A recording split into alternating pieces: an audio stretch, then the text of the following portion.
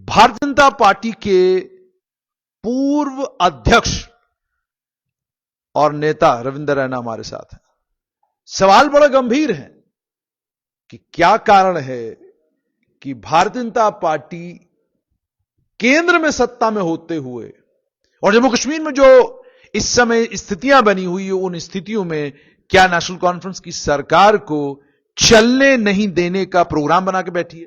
मेरे साथ भारतीय जनता पार्टी के नेता रविंद्र रैना साहब, मुझे पहले ये बताइए कि तय कर लिया है आपने कि आपने सरकार को चलने नहीं देना। ऐसे तो आप बड़ी मीठी मीठी बातें करते हैं, लेकिन खबरें जो आ रही हैं सिविल सचिवालय से, डेवकॉम के दफ्तर से, डीसी के दफ्तर से कि मंत्री जी प्रोटोकॉल ढूंढ रहे हैं, उनको प्रोटोकॉल नहीं मिलता। आपका जिला अध्यक्ष जाता है तो प्रोटोकॉल मिल रहा है। तो आप क्या सरकार को चलने नहीं देना चाहते? जम्मू कश्मीर में सरकार जो है वो उमर अब्दुल्ला साहब की सरकार है।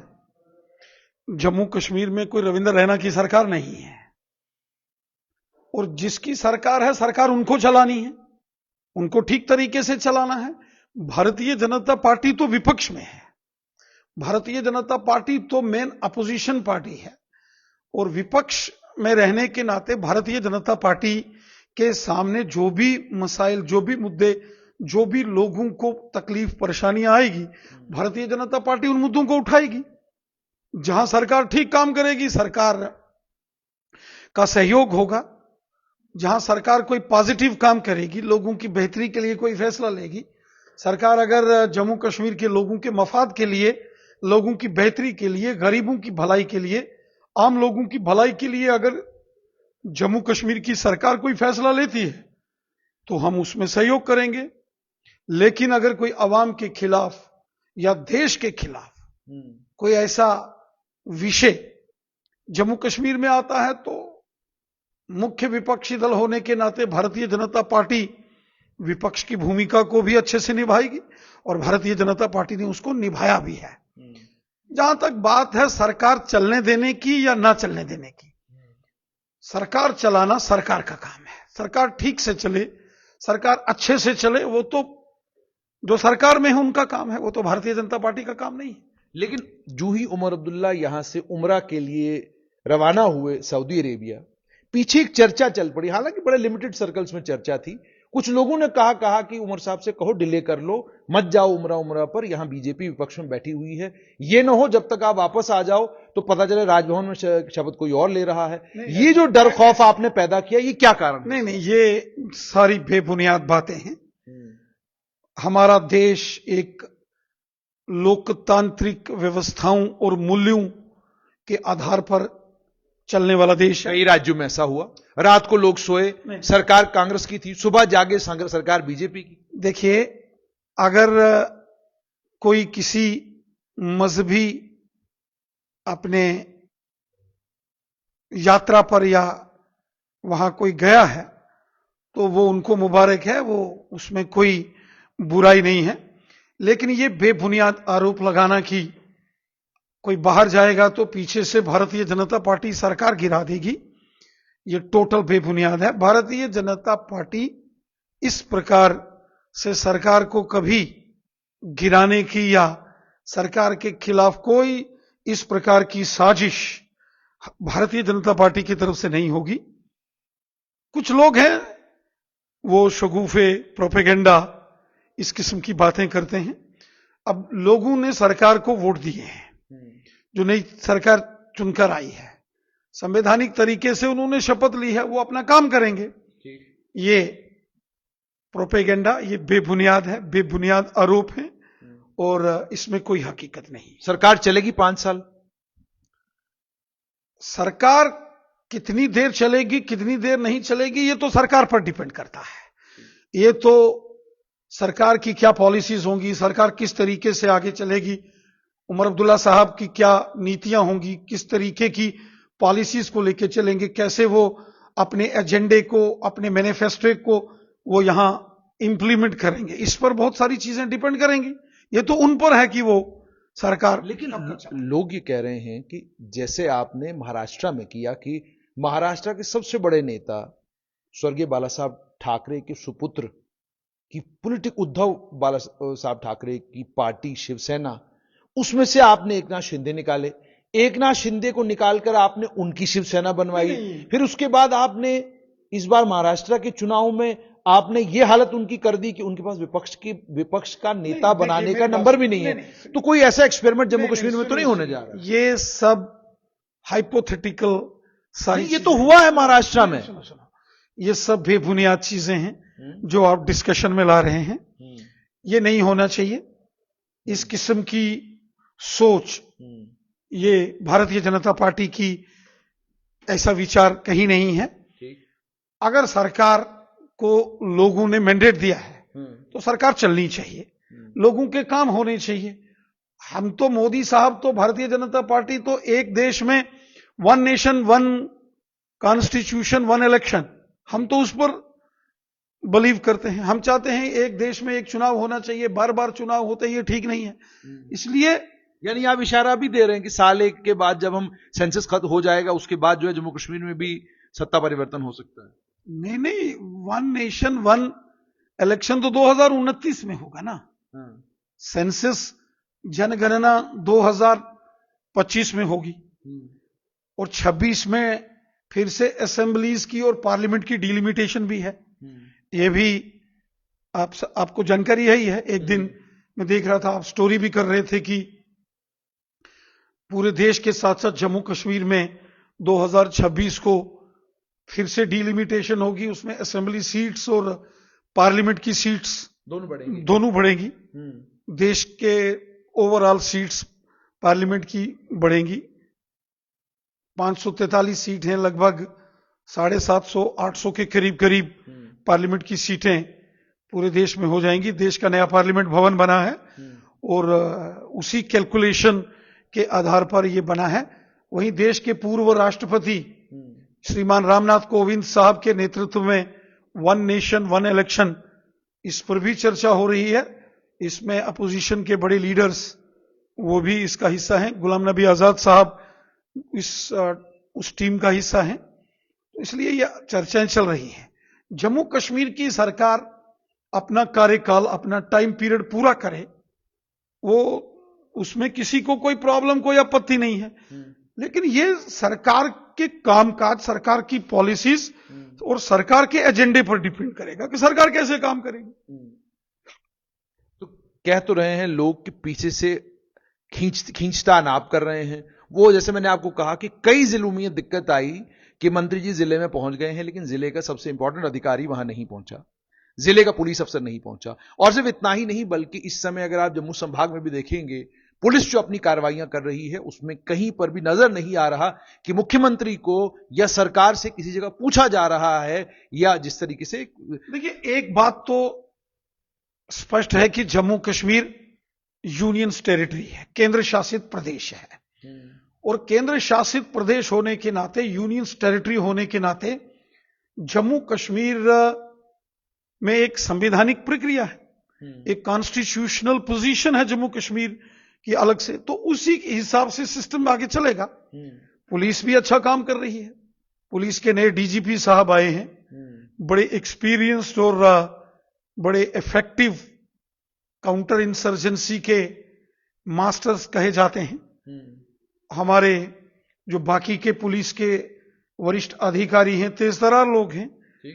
हमारी आर्मी है, हमारे पैरामिलिट्री फोर्सेस के ऑफिसर हैं, हमारे यहां यूनिफाइड कमांड है।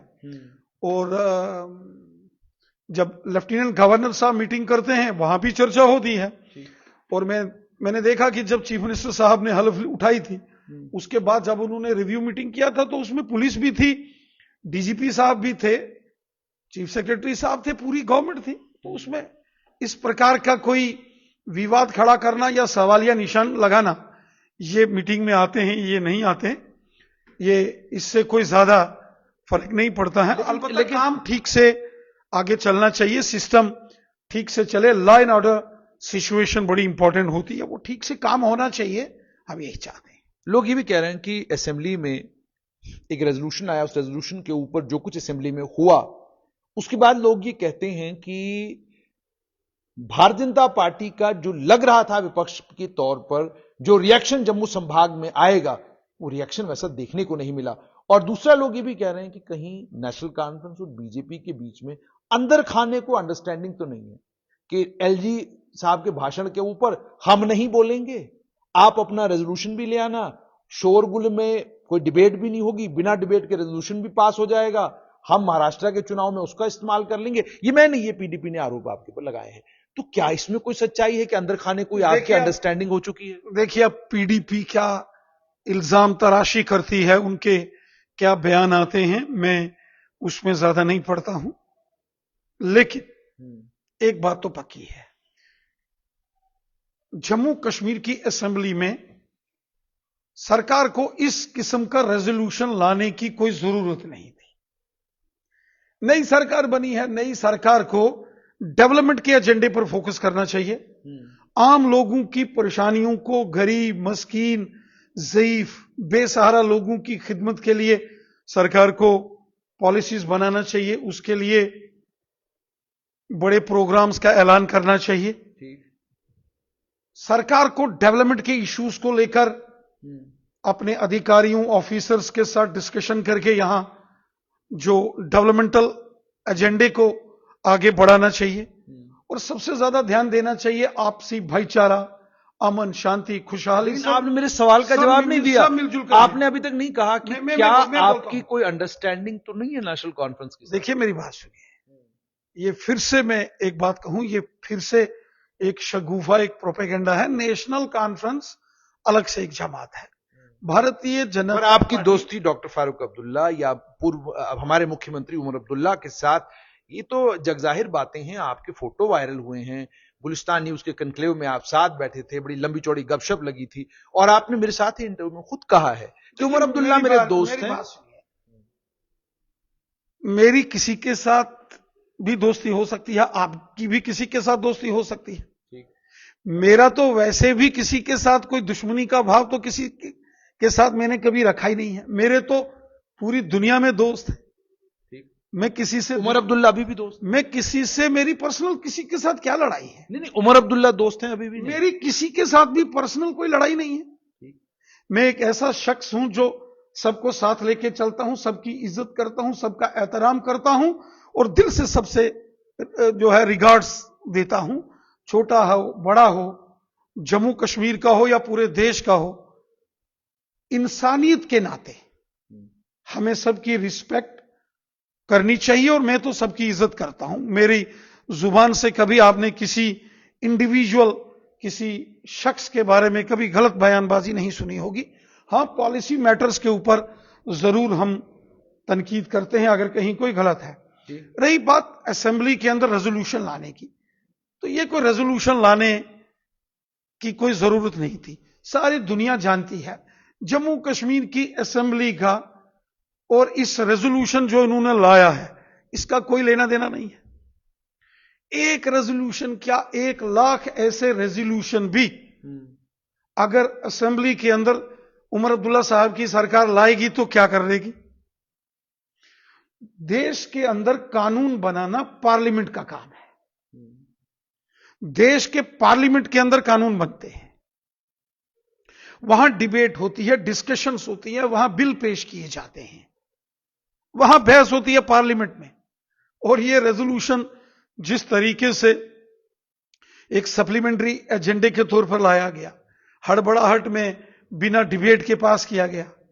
पहले दिन जो उनके साथी दोस्त एमएलए थे, उन्होंने कुछ रद्द अमल दिया, अगले दिन कांग्रेस ही बदल गई, उन्होंने कहा हमारा कुछ और इस पर राय है।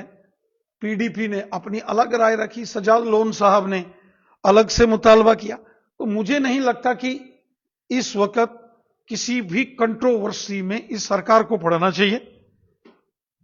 सरकार का एजेंडा होना चाहिए कि यहां डेवलपमेंट कैसे हो, लोगों के मसाइल कैसे हो, नौजवानों को जो प्रॉमिस किया है सरकार ने, जो उमर अब्दुल्ला साहब की सरकार ने, नेशनल कॉन्फ्रेंस ने जो अपने मैनिफेस्टो में रखा था कि बिजली फ्री करेंगे, 200 यूनिट जम्मू कश्मीर में सबको फ्री बिजली देंगे।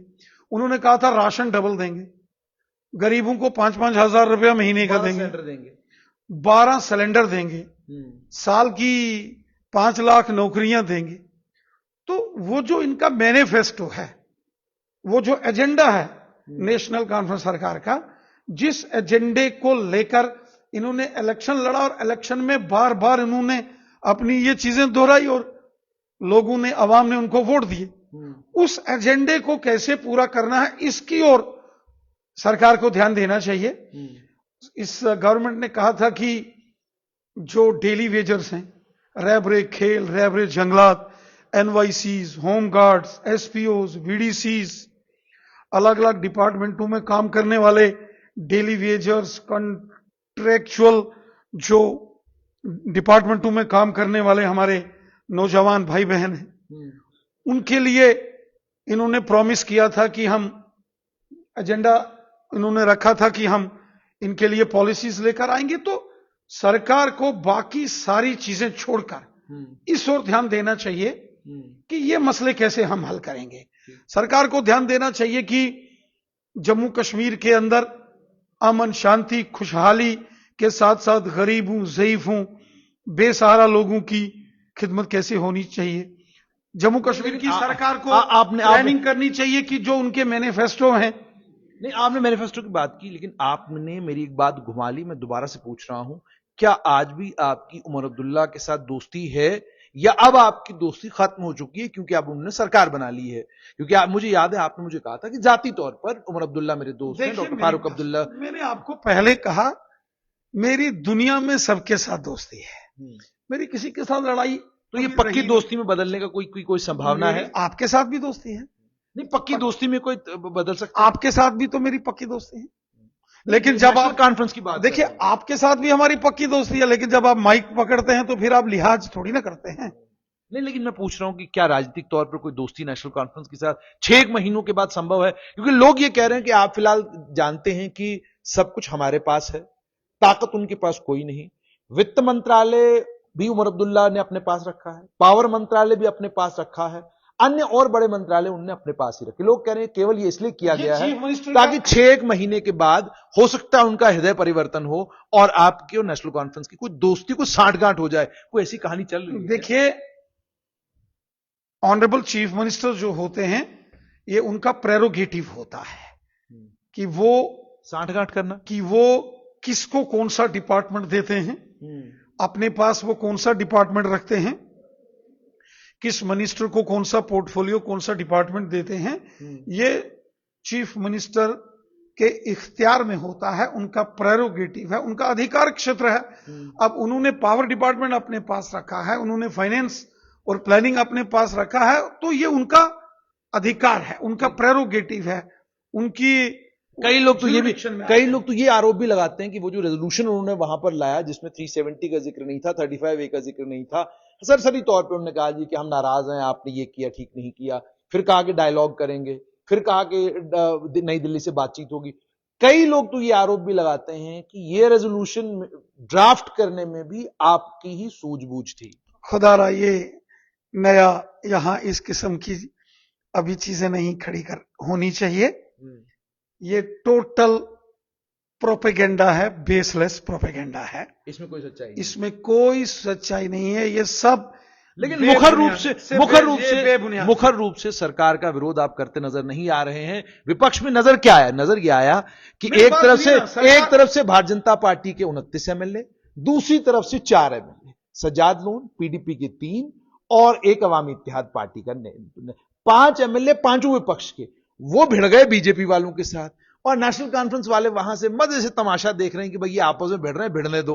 तो मैं ये सवाल पूछ रहा हूं कि चल क्या रहा है? लोग समझना चाहते हैं कि ऐसा कैसे हो गया कि आपका हृदय इतना बड़ा हो गया कि आप जम्मू कश्मीर को कह रहे हैं कि आपको जनाब पूर्ण राज्य का दर्जा देंगे, और तब देंगे जब विपक्ष की पार्टी की सरकार होगी, यहां पर आपको पूर्ण राज्य का दर्जा देंगे, नेशनल कॉन्फ्रेंस की सरकार होगी जम्मू कश्मीर में। लोग कहते हैं इतनी उदारवादी बीजेपी कहां हो गई? देखिए, मेरी बात सुनिए, अभी सरकार को तकरीबन 2 महीने अभी 1 हो जाएंगे, 1-1.5 महीना सरकार को हुआ है, और मैं आज ही म्यान से तलवारें लेके सरकार के बारे में बयानबाजी दे दूं तो मुझे लगता है कि ये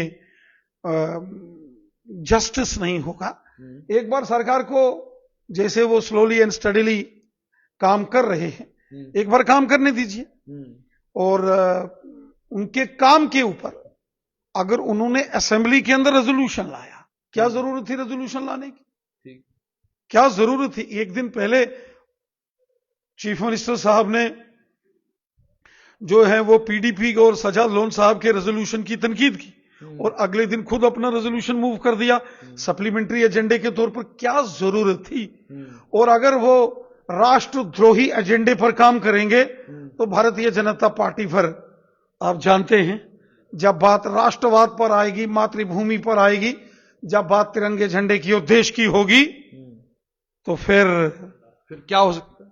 फिर जो हुआ दुनिया ने देखा, फिर असेंबली में हुआ जो हुआ। जो असेंबली में हुआ, असेंबली के बाहर कुछ नहीं हुआ।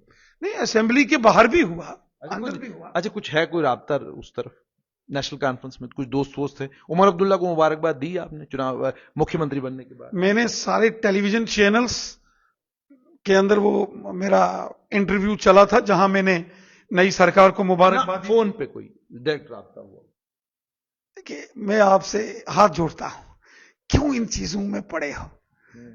जिसका जो काम है उनको वो काम करने दो। आप भी अच्छा काम करते हो, अच्छे तरीके से एक बहुत बड़े नामी गिनामी सहाफी हो, लोग आपकी भी इज्जत करते हैं। सियासत में सबके असूल होने चाहिए। असूल हर एक शख्स की जिंदगी में जरूर होना चाहिए और असूलों की जिंदगी जीना, इज्जत के साथ जिंदगी जीना और खुशहाल जिंदगी जीना चाहिए। और हमारा यह मानना है कि अभी सरकार को लगभग 1.5 महीना हुआ है, सरकार को आगे अच्छे काम करने चाहिए। चीफ मिनिस्टर साहब दिल्ली गए थे, पिछले 1 महीने में वो 2 बार दारुल हुकूमत, जो हमारे देश की राष्ट्रीय राजधानी है दिल्ली, वहां से होके आए। प्राइम मिनिस्टर साहब से मिले, होम मिनिस्टर साहब से मिले और प्राइम मिनिस्टर साहब ने कहा है भारतीय जनता पार्टी का तो मिशन है सबका साथ, सबका विकास, सबका विश्वास, लेकिन स्टेट तो सबका भला करना चाहते हैं। नहीं, आप तो भला करना चाहते हैं, लेकिन क्या अब जम्मू कश्मीर को पूर्ण राज्य का दर्जा इन्हीं परिस्थितियों में मिलेगा कि विपक्ष की एक पार्टी सत्ता में है, भारतीय जनता पार्टी विपक्ष में है, और क्या इन परिस्थितियों में जम्मू कश्मीर को पूर्ण राज्य का दर्जा मिलेगा या नहीं मिलेगा, या भी हमको और इंतजार करना पड़ेगा? क्योंकि प्रधानमंत्री जो भाषा महाराष्ट्र में बोल गए हैं, जो बयान उन्होंने महाराष्ट्र में दी थी 70 को लेकर, उससे तो लग रहा है कि हालात को ठीक। देखिए, मेरी एक राय है कि जम्मू कश्मीर की सरकार को किसी किस्म की इश्तियाल अंगेजी में नहीं पड़ना चाहिए। जिस किस्म का रेजोल्यूशन इन्होंने लाया, इस प्रकार के किसी रेजोल्यूशन की कोई अहमियत नहीं है। मुझे आप बताइए, ये रेजोल्यूशन उन्होंने असेंबली में पास किया, क्या हो गया उस रेजोल्यूशन के पास होने के बाद? मैं सवाल पूछता हूं, इस रेजोल्यूशन को असेंबली में लाकर, इशारा आप ये दे रहे, स्टेटमेंट अभी नहीं मिलेगी, हड़बड़ाहट में रेजोल्यूशन लाकर उस पर उसको पास किया, और जिन्होंने इसके फेवर में वोट किया कांग्रेस, अगले रोज वो भी इनकार कर गई कि हम इस रेजोल्यूशन के साथ नहीं है। तो वो रेजोल्यूशन के साथ नहीं है तो वो फिर रेजोल्यूशन पास ही नहीं है, फिर तो सरकार माइनॉरिटी में है। अगर कांग्रेस पार्टी का सपोर्ट उस रेजोल्यूशन जो कि वहां पास किया गया असेंबली में, जिसको तारिक हामिद करा साहब जो कांग्रेस के प्रेसिडेंट हैं, उन्होंने अगले रोज कहा कि हम ये जो अलग से रेजोल्यूशन है इस पर हम सहमत नहीं है, तो इसका मतलब कि ये सरकार, इसके पास मेजॉरिटी नहीं है सरकार चलाने की। वो रेजोल्यूशन को कैसे पास माना? घुमा के स्टेटहुड मिलेगा जम्मू कश्मीर को या नहीं? जब मरकज की हुकूमत ने कहा है कि भाई अच्छा काम करो, अमन शांति खुशहाली से काम होना चाहिए, लोगों की बेहतरी के लिए, गरीबों आम लोगों की बेहतरी के लिए काम होना चाहिए, तो ऐसे में यहां की हुकूमत को मरकज के साथ मिलकर काम करना चाहिए, लोगों की बेहतरी के लिए काम करना चाहिए, नौजवानों के रोजगार पर फोकस करना चाहिए। और यहां की सरकार को, जो नई सरकार बनी है, जो उन्होंने अपने मैनिफेस्टो में कहा था कि बिजली फ्री देंगे सबको, 200 यूनिट, 12 सिलेंडर देंगे, 5-5 हजार रुपया गरीबों को देंगे और राशन डबल करेंगे, नौकरियां 5 लाख साल की देंगे। ये जो इस हुकूमत ने इलेक्शन में अपना एजेंडा बताया था उसको पूरा करना चाहिए। इन्होंने कहा था डेली वेजर्स और तमाम डिपार्टमेंटों के अंदर जो लगे हैं उनको परमानेंट या उनको रेगुलराइज करेंगे। उस पर सरकार को प्लान करना चाहिए, ना कि यहां इश्तियाल अंगेजी करके। उससे कोई फायदा नहीं होगा, ना हुकूमत का फायदा है ना लोगों का फायदा है। रही बात स्टेटहुड की, तो वो यहां की हुकूमत को एक अच्छे रिलेशंस बनाने की जरूरत है। मैं फिर कहूंगा, इश्तियाल अंगेजी से कोई फायदा नहीं होगा। हमको लोगों की बेहतरी के लिए काम करना है। इस सरकार को मैंडेट मिला है, इस सरकार को अगले 4.5 साल लोगों की बेहतरी के लिए काम करना चाहिए, सियासत करनी चाहिए। आखिर के जब 6 महीने बचेंगे। बहुत बहुत शुक्रिया। तो आपने सुन लिया, भारतीय जनता पार्टी के पूर्व प्रदेश अध्यक्ष और नेता रविंद्र रैना ने साफ कर दिया है, बातों बातों में कह दिया है कि पूर्ण राज्य का दर्जा तब संभव है जब जम्मू कश्मीर की सरकार यह समझे कि उसकी जिम्मेदारी जम्मू कश्मीर के प्रति क्या है।